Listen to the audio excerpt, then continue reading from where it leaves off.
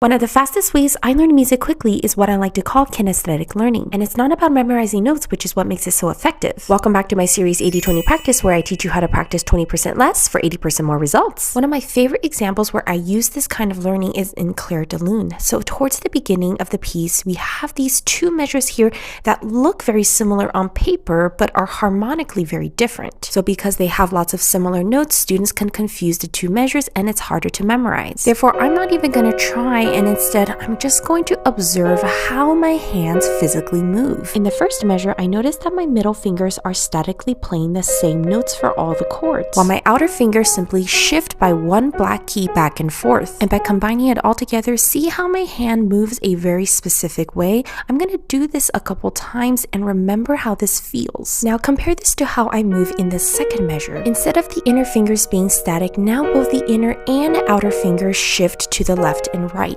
with the inner going from black to white keys and the outer staying in the black keys. Again, I'm gonna ghost this movement a couple times so I remember how it feels. So you see, I don't even need to know what chords I'm playing, nor do I need to know the theory behind these chords. But if I know where these chords are and I know how to move in between these chords, then I can play the music because my muscle memory remembers how to play. So now you know, and if you want more practice tips, follow me so you can play the piano like a pro.